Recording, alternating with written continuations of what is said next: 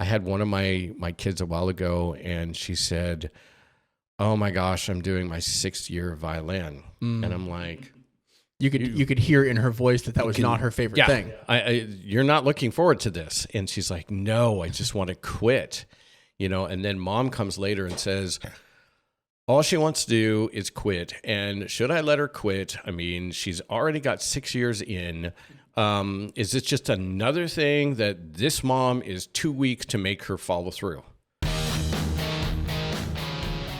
Welcome to the Empowering Choices podcast. My name is Joshua. I am Lucas. And I am Erik. Erik and Lucas are licensed professional counselors, and the title of today's episode is Great Expectations. So this is where we give a review about how Mrs. Havisham lit herself on fire in her old wedding dress. I've only seen or heard of the book. Is that really what happens? Yeah, if I recall correctly, that's literally in Carrie, everything goes on fire at one point.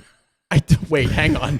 Whoa. Yeah. Whoa, whiplash. What happened? Well, what happened is that I just sideswiped. Wait. But that's right. Yeah, that's what I felt. Which doesn't happen very often. No, you're talking about a totally different book, but the book I'm talking about also had fire in it. But also had fire in it. Well, so did our last podcast. True. But yeah. So go ahead. Yeah. Great Expectations. No, that's all I got. That's my literary analysis. It's like done. Yeah, that's my literary analysis of Charles Dickens' great novel. That's it. So I have great expectations of my child, and are you going to tell me that that's wrong? So that's the actual point that we're trying to drive at today. Is what are proper? Maybe that's the title. Yeah. Proper expectations. What's I can't do an English accent. I apologize for all of that just came out of my mouth. What are proper expectations? Wow. Please, sir, can you tell me what are proper expectations? I think you just channeled That's Oliver great. Twist and then just tried to talk to his I can't voice. do that, but I can do Southern over here, so I don't know. So what is a proper expectation for a good Southern there we go. boy that I'm trying to raise, just like myself, who's from Arkansas, and I want him to be a good old boy? Am I putting too much pressure on him, or is it just okay? Well, how many crocodiles is he able to kill, Josh? Yeah. I mean, that's really the only question. I want him to catch at least 3 catfish a day, 2 crocodiles, and come home with at least most of his fingers intact. Okay. And that's a good day. If that's for what us. everybody's doing in the neighborhood, that seems like that's going to be and if all of your a friends good time. jumped off a bridge, anyway. Yes. Well, how'd we get there?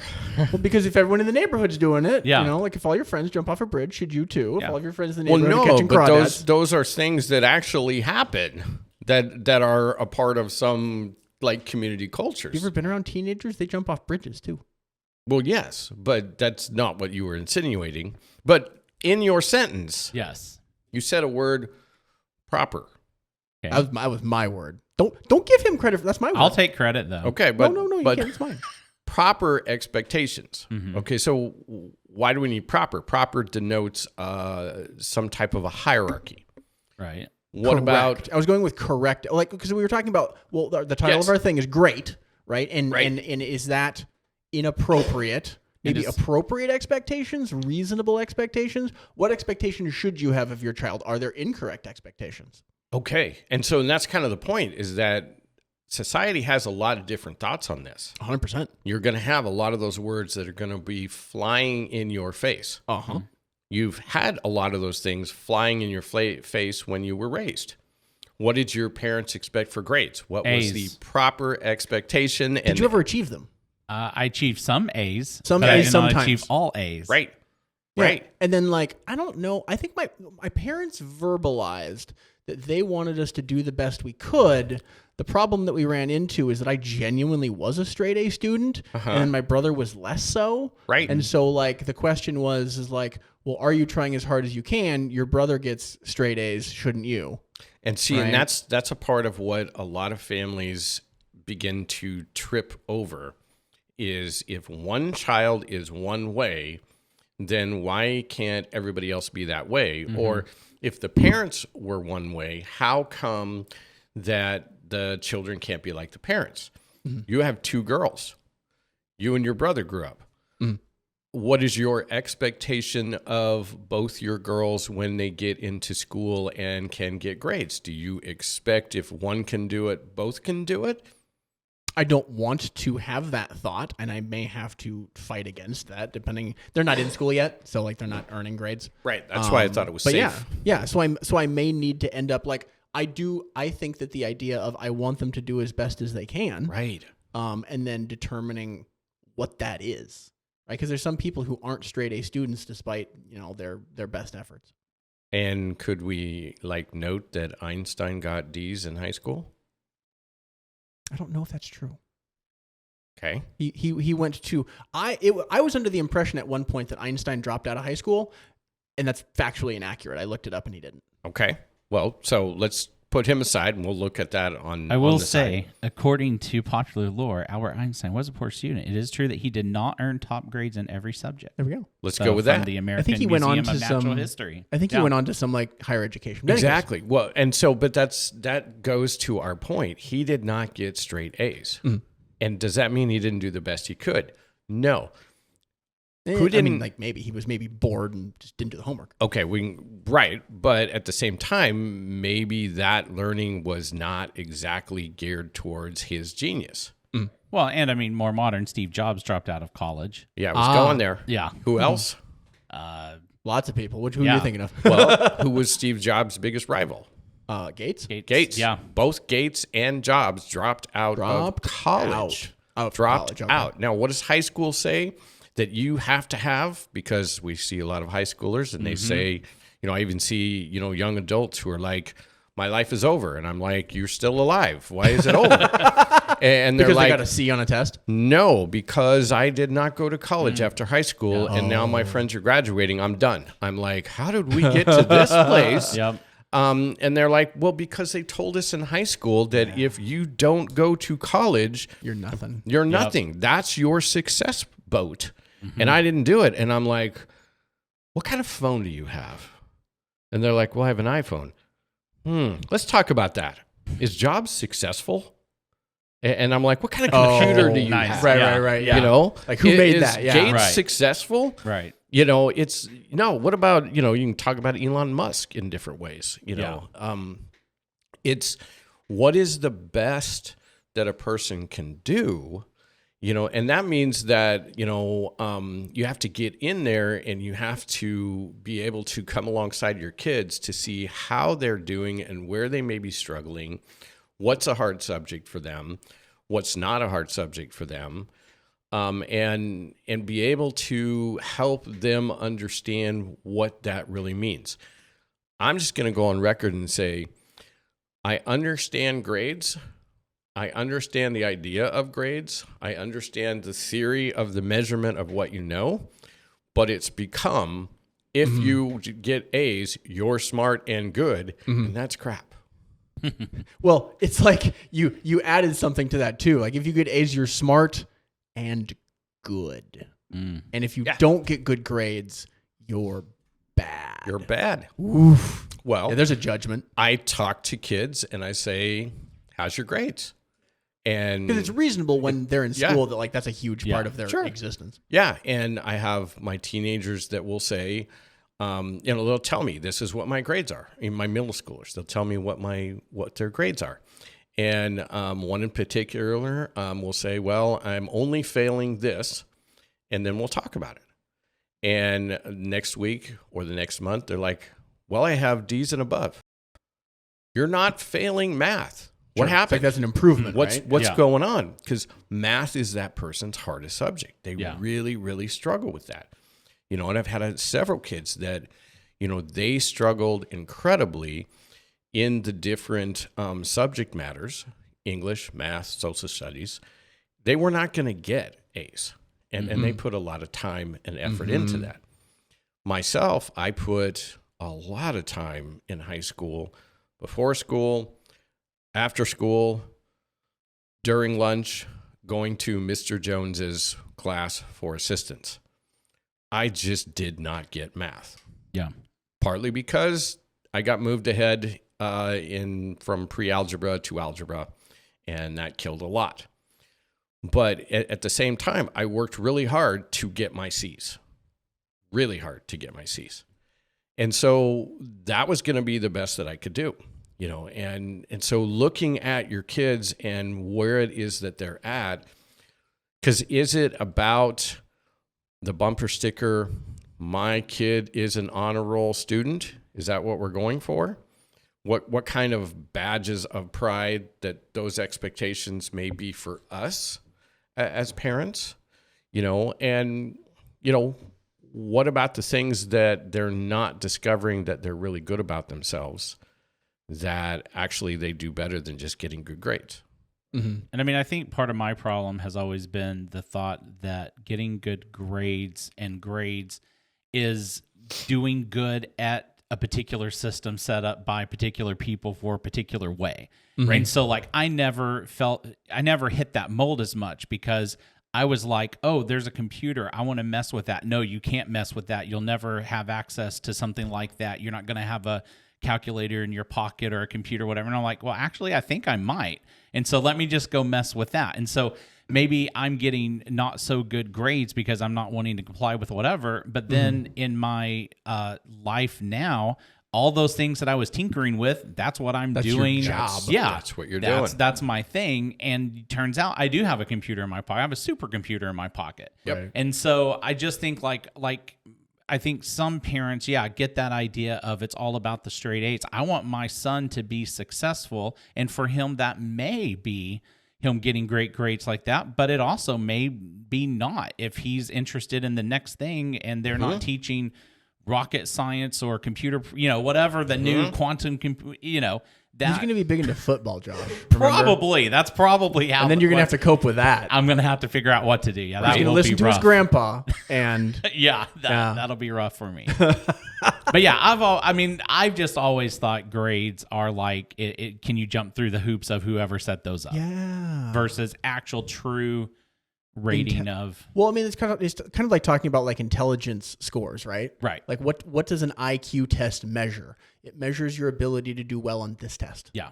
Mm-hmm. Yeah. I don't know how well like a really good auto mechanic scores on an IQ test. Mm-hmm. Right? I mean, maybe they score average, but like, maybe they do really good in their field. Right. And the IQ test doesn't measure that ability. And since we're walking down the kind of the geeky talk thing, I'll just say this, because I'm very into computers and new stuff and testing. And there's all these benchmarks, and they're done by software that runs on the computer that tries to simulate like what would happen in the real world. But the reality is it doesn't always do that. And they're just these scores. And then in real life, you may go and say, well, actually, when you use this processor in real life to process photos, it actually doesn't run that fast, or there's this other these hang-ups. Yeah. And so that's kind of, it's a man-made way to evaluate people. And is that the number one pinnacle thing as a parent I should be concerned about? And I think there's some validity in being concerned about it. But at the same time, I'm not that concerned.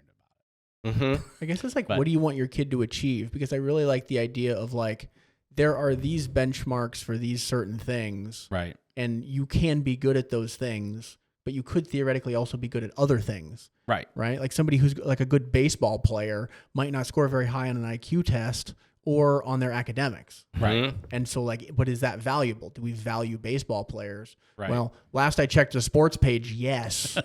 Like I'm sure you could actually probably name some. I can't. Well, and I mean, Charles Barkley goes around the country talking to high school students, and especially when he's in the ghetto, he finds that most of the peoples in the poorer areas are aiming for being a professional athlete. Oh, okay. That's a common, like, I want to improve my life, let's do this. And this is the only way I can do it. Most of the people in more middle class areas are going for different degrees and going to college for different courses. Academic hoops. Academically, and so you have some of these different, values that are in different areas. And, like you mentioned earlier, I mean, you're really good with, the learning and right, the education, remembering the education, and which is a great strength in and of itself. But then if we, like what you said with your brother, that may not have been his strength to the same degree. Mm-hmm. And his strengths in other areas may not have been your strengths in those areas. My brother's great at linguistics. I can't wrap my head around that. Oh my gosh, linguistics is a language in and of itself. And just digest that sentence for a second. Right? Linguistics is a language. hold on. Yeah.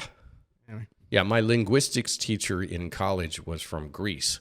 And, oh gosh, that was hard. So he wanted you to know all the Greek roots of the English language? Is that how that worked? She was extremely tough in these areas. And yes. English has a lot of Greek roots. Oh, yeah. And then the roots from the other places. But so like I've run into a lot of parents who, because, in our society right now, when our kids sign up for something, it's almost like a life sentence.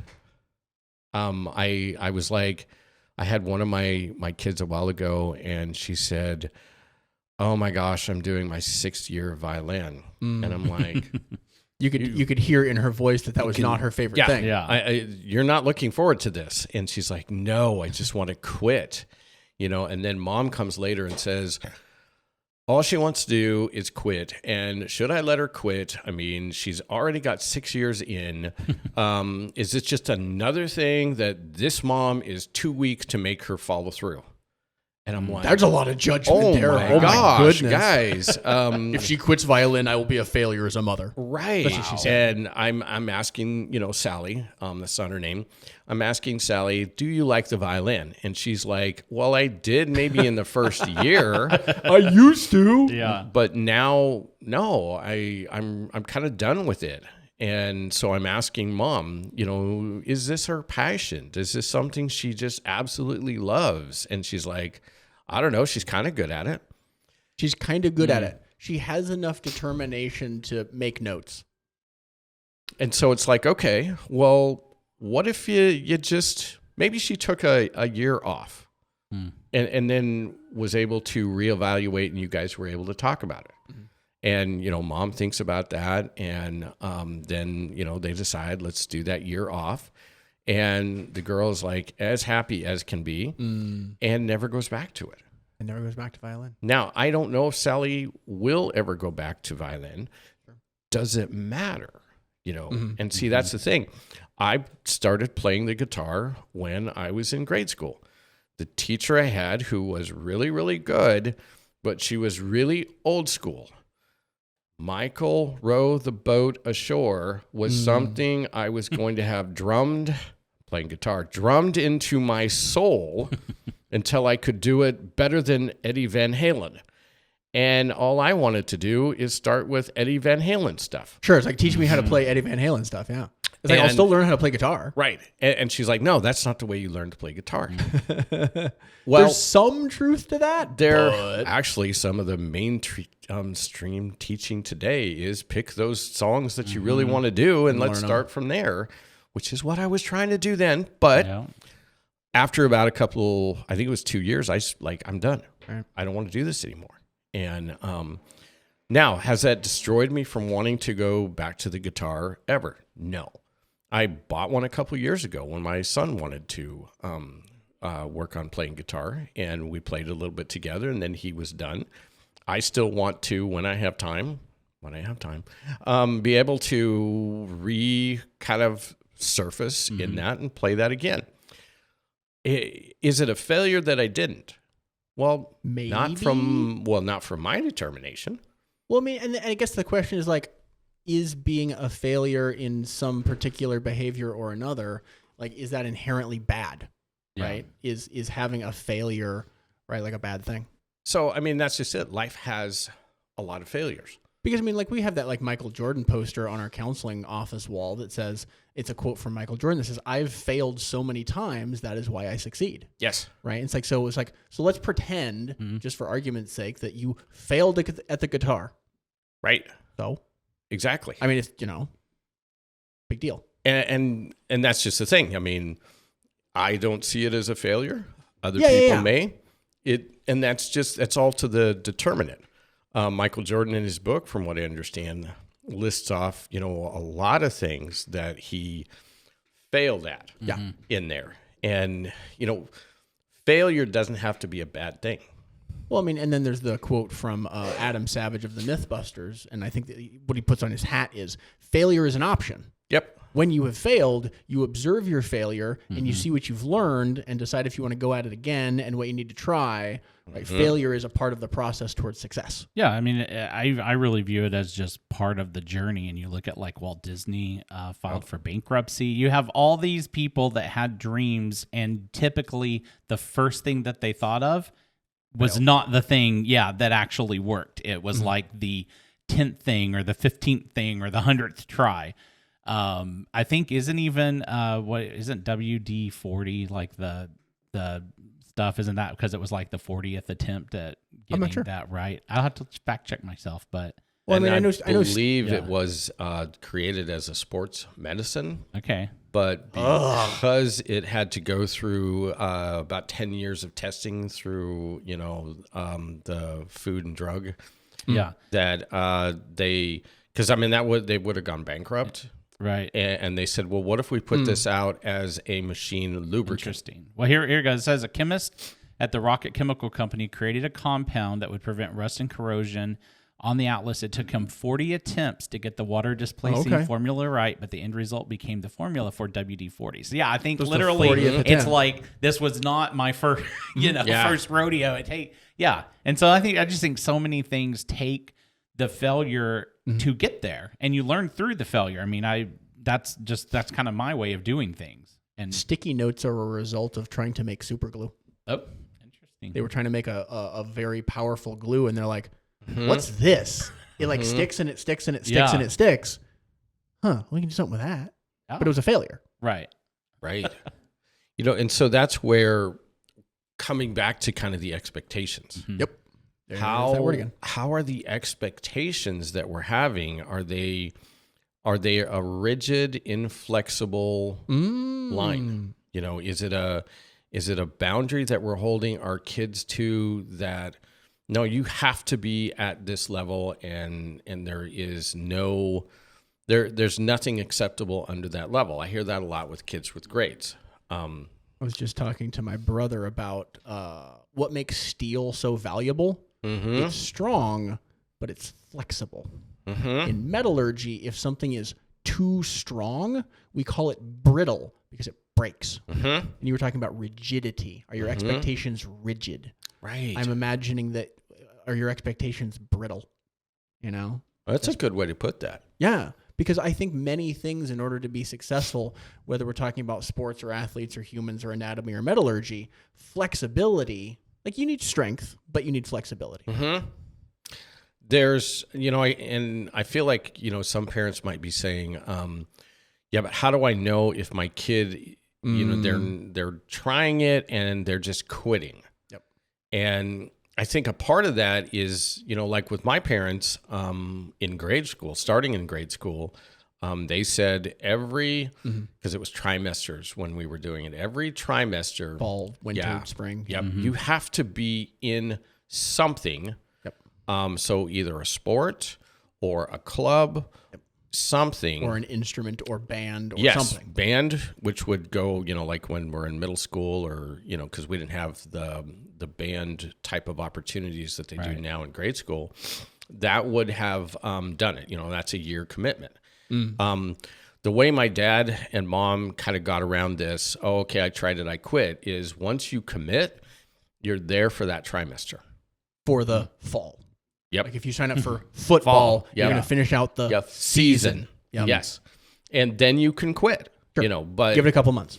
Right. And the band one, because it costed, money that you had to purchase for the instrument, for a year. It could have been for the entire year. Well, it was.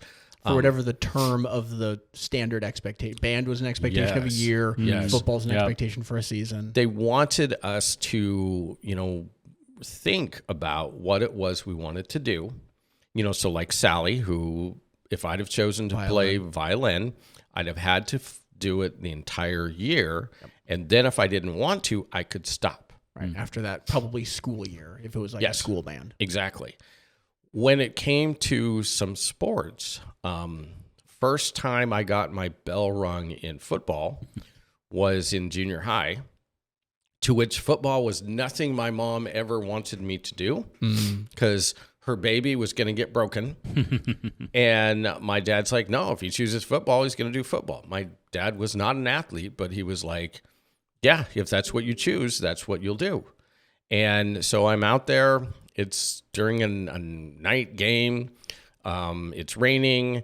And man, did I get my bell rung during one play. I'm on the bottom of the pile. I get back up. I'm crying. I'm coming to the sidelines. I'm holding my arm. And my mom's right there going, this is why I didn't want you playing. I don't want him playing. He's done. We're taking him home right now. Let's do this. He's done. And my dad's like, okay, you go over there and sit. I'll take care of this. And so my dad is kind of looking, at my arm, and it had gone numb, and, Ow. oh gosh, it hurt. Wind knocked out of you and everything. And he assessed me. He was medically trained, and so he assessed me, and he goes, okay, do this, and he helped bring back the feeling because it was like a pinched nerve or something of that nature. And he's like, you got the wind knocked out. You really of you. got like whacked. Oh yeah. I got hit by two big kids. It was big. I'm playing. I always played a offensive or defensive guard, and usually it was offensive. And man, I got hit hard. And he said, "Okay, now I want you to go back in there." And I was like, "No, I'm ready to go home." Right? Yeah. Mom said, Yeah. "Mom, but Yeah, and Mom. I'm like, "Mom's right." And he goes, "No." He goes, "You remember what I said when you were riding horses? You remember what the rule is to riding a horse? If you get bucked off, you have to get back on as quickly as possible, or you'll never ride again." Oh, crap. Yeah, that's what I thought when my aunt told me that too. That stinking mule scraped me off on a tree. Apparently, the skill that you need to have when you're riding a mule and it is walking towards a tree is to get low on the animal, as opposed to, cause I don't know, I was in like middle school, right, or something, right? So you're supposed to get low on the animal's neck so it can't scratch you, so you can become more one with its profile. I grabbed the tree branch and ended up in the gravel. Right. And my aunt's like, yeah, you got to get back on the, like you. I'm like, Yeah. no. Yep. I did. Yeah. I still don't like 4-footed animals though, even though I got back on it. When I got bucked off, my younger cousin, was riding behind me. And You know what I heard you say? When I got bucked off my cousin. oh, okay. Yeah, Period. no. Yeah. Her horse. And she went down on the ground and was a cushion for me going down on the ground. Wait, you both got knocked off? We both got bucked off that horse that time. Oh, you were riding it. Yes. And so we had to get back on that horse again. But so he sent me back in there. And, I'm back in there. I'm playing. It's feeling better. Things are going well. Game ended. I went home and I finished out the rest of the season. If I would have quit, I wouldn't have. Had a similar experience in baseball where I was afraid to swing. I was so afraid to swing the bat at the ball that the other team was pitching underhanded to me. Because they knew that nothing was going to Knew happen. that nothing was going to happen. I can picture that right now in my mind. And my Picture team, the pitcher just. my team was all jumping up and down in encouragement, not in anger, going swing, swing. They just wanted me to swing. And so I was so mad that they were doing that I swung the bat. And prior to that game, I was like, I quit. And my mom was like, you can't quit. Same. And she's like, you can quit at the end of the season. But I can't swing. And she goes, yes, but you do other things good. You will, because I was a good pitcher and I was one of the best shortstops, at that level. And so she wouldn't let me quit. And I swung and I missed everything. But I swung and something clicked in my head that went, oh, that wasn't so bad. Maybe next time I could actually aim. I wonder if I could put those two together. Because you literally, all you did was move the bat. I just moved the bat. You knew you weren't going to hit it. And something in my head went, wait, that wasn't that scary. I don't get that. And then I started thinking about that. I'm like, what, 9, 10? But I'm starting to think about that, and I'm starting to process that because I could swing in practice. Oh, you see? Yeah. And so I'm talking more about that a little bit. And then the next game came up, and I'm like, okay, I got this. And so I went and I started swinging. I started watching the ball and I started swinging and I started hitting the ball. And the rest of that season, I moved up from number 10 hitter to number 3. Oh. Because I still wasn't as good a hitter as Dev. Dev could nail that ball so good, just out of the park. Yeah, but how well did he pitch? Dev? Yeah. He was the number 1 pitcher. Oh, well, Yeah. see, blow my analogy completely out of the water. Exactly. No, I appreciate that. Dev was like an all-American athlete. Yeah, when he got But to how were his college. math scores? They sucked. See, there we go. Wait, mine did too. No, but that's the point. Like, Yes. everyone's, Yes. nobody's good at everything. No, and it is a good analogy because Dev was, I mean, he walked on to Chico State and they signed him up for a full ride scholarship. And during his playing days, he was a defensive end. He was not. Wait, hang on. I don't know a lot about sports, but that's not baseball. Nope, that was football. Just to be clear, I'm like, wait a Yeah, second. he went to football. You changed gears there on me. Yeah, no, he was a great football player. I want to play baseball where it has a defensive end. Anyway. You're right. He was not a big defensive end, but their star running back said that in practice he hated when they ran the play to Dev's side because Dev would hit him harder than the defensive ends in the real games. So of all the skills that he had, yeah. He Well, I mean, was- we've talked about like the ability to be on the practice squad for like the NFL or something. Right. And what kind of career you can have. Like, oh, but you're not a big name. It's like, yeah, but you get injured less and you make good money. Like, hello. There like, are talk- some real advantages. Talk about some expectations, right? Like you're on the Right. practice squad for the NFL and you can do that for, 15 years and walk away with a chunk of cash. Is that a failure? Exactly. And that's the thing is when you're looking at expectations, when you're looking at failure or success, how you're looking at that for your kids. I can't remember. I've got to go and find this guy's name. He's Indian descent from India. His mom and dad, they're straight from India. And expectations in the middle class in India involve things like lawyer, doctor, Or that classic dentist. American dream type of it's white those, collar. those white collar Yeah. pieces. And he was not doing that. In fact, he has kind of he's more than a YouTuber. He has he's kind of expanded that in what he does, and he's very successful. But when his mom would come over, she's like, okay, so when are you going to... When are you going to get a real job? When are you going to get a real job? Yeah, she would say that. And he goes, no, Mom, this is what I do. And she's like, no, when are you going to... Okay, that's fun. That's good. Right, but that's when fun, Are but you when going are to you gonna get a do a real job? Yeah. And it wasn't until he showed her what he made that she Jasmeet went, Singh Raina? it could be. That's Just Rain? that sounds familiar. Is he Canadian? I don't know. This fellow is. Yeah. Does he have the origins? Origins of what? India? Yeah. Yeah, that could be him. Music artist of Indian descent? Yeah, that could be.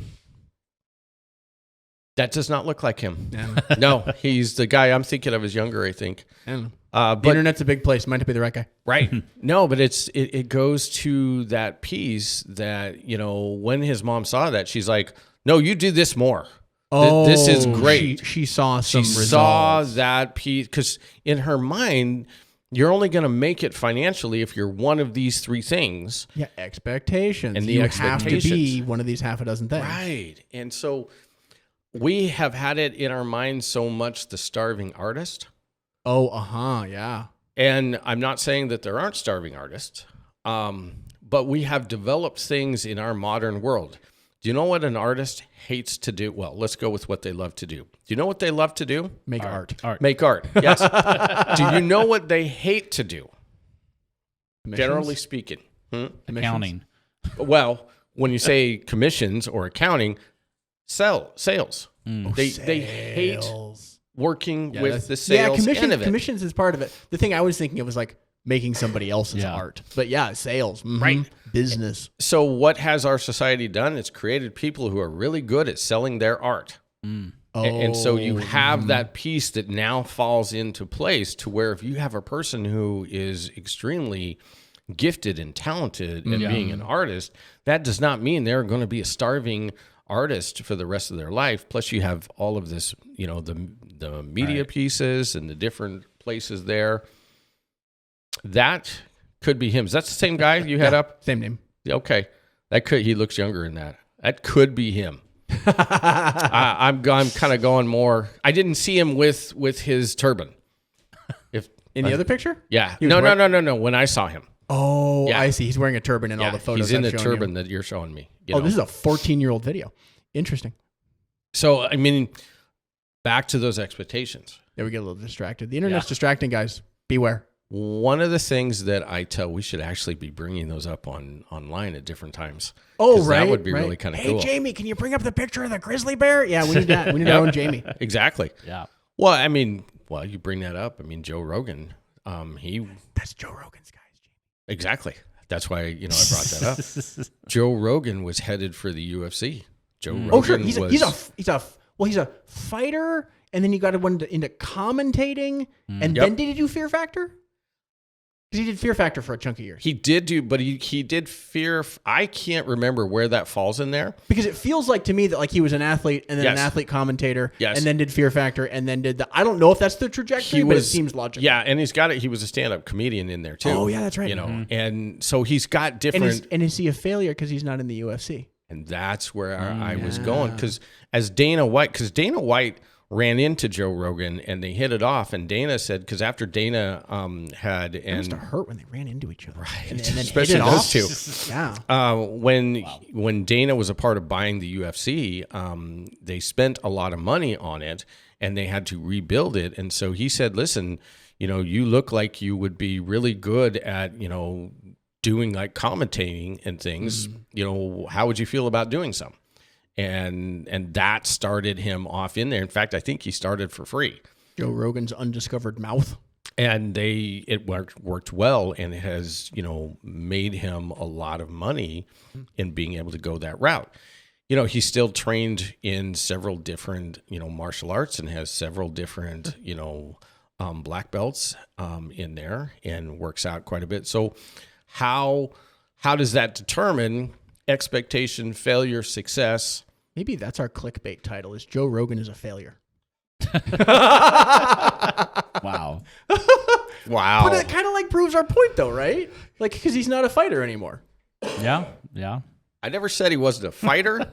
I just but said like he wasn't professionally. in the UFC. Right. I mean, because, if you look, I mean, he's had he had great success as a kickboxer and great success. I hear you as don't a want to get kicked by Joe Rogan. No, he's knocked people out in headgear.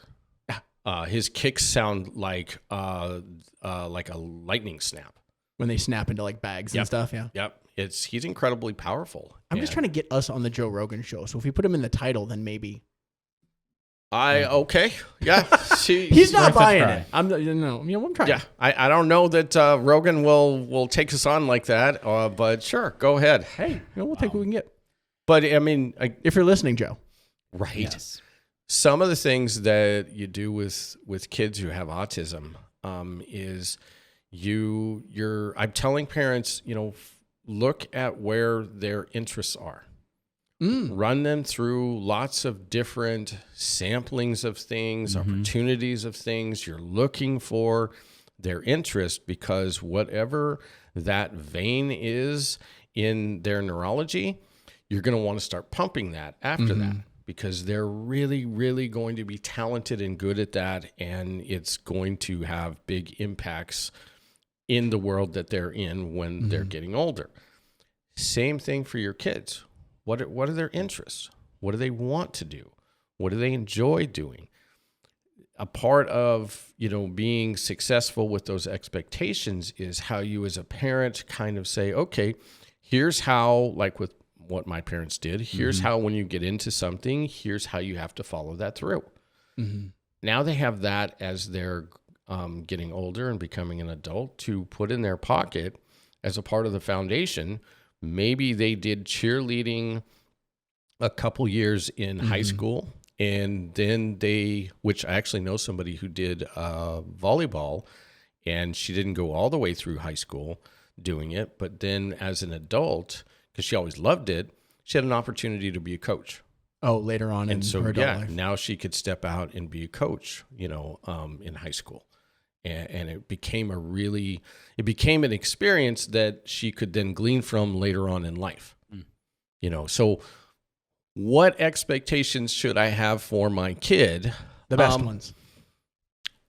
Look at what you want your kid to experience. If your goal is for them to be an interdependent and an independent adult, how do you want them to have fun and learn along that path? Love it. Well, I think my expectations have been far greatly exceeded for what I had thought for this podcast. We have the time length's enormous. We have covered everything and then some. So you're saying you got some things out of that? Yeah, we got some good stuff in there. So if you enjoyed this podcast, definitely leave us a comment. Let us know. Share it with Joe Rogan, would you? Yeah, do that. Share with them. Like it. He's just not buying this strategy. I think it's going to work. We'll see. If we get on Joe Rogan, you are going to have to eat so much crow. Yep. Why would I have to eat crow? Because we got on it? Yeah. I feel like I could hear Joe saying, look, if you're going to talk about me, have my facts ready to go and talk about those facts, like the ones that I can't remember those at the that I can't moment. remember right now. You're dimming down our argument. Oh, okay. Yes. Wow. Okay. Well, so for all of you and Joe, definitely check out our website at empoweringchoices.community. Leave a review, a like for the podcast wherever you're listening to it, and we will see you on the next episode.